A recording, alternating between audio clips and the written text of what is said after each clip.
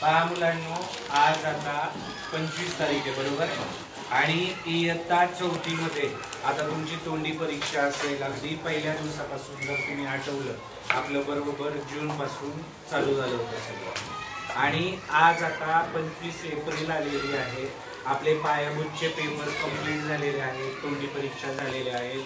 आपण ज्या आपल्या परत दुसऱ्या लेखी परीक्षा घेत असतो, पायाभूत प्लस आपल्या लेखी, त्या पण झालेल्या आहेत. तर आता नवीन उपक्रम आपल्याकडे एक आलेला आहे, तो आहे निपुण भारत उपक्रम.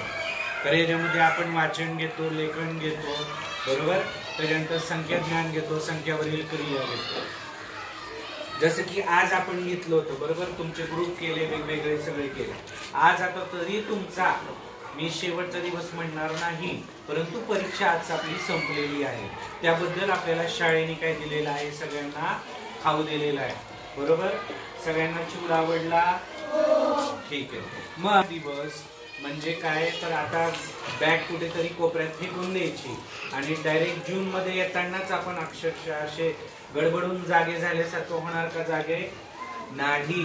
तर सगळ्यांनी काय करायचंय, निपुण भारत अंतर्गत जे वाचन, लेखन, संख्या ज्ञान, संख्यावरील क्रिया याचा अभ्यास आपण वारंवार प्रत्येक ग्रुपवरती ग्रुप केलेल्या याच्यानुसार आपण पाठवणार आहे. तरी सगळ्यांनी तो अभ्यास करायचा आहे.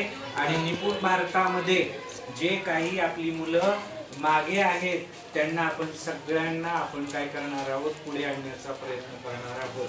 सगळ्यांना चिवडा आवडला, हा, सगळ्यांनी व्यवस्थित खा, आलं लक्षात, अभ्यास करा.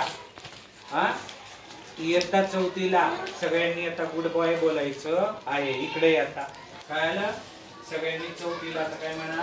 आणि 5वी मध्ये जात असताना सगळ्यांनी काय करायचंय, अभ्यास चांगला करूनच यायचं आहे.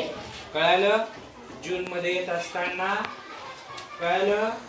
चला पुन्हा एकदा सगळ्यांनी उन्हाळ्याच्या सुट्टीमध्ये कुणी धिंगामस्ती करू नका, उन्हामध्ये जास्त फिरू नका, आपल्याला अभ्यास करतच राहायचा आहे. कळलं सगळ्यांना.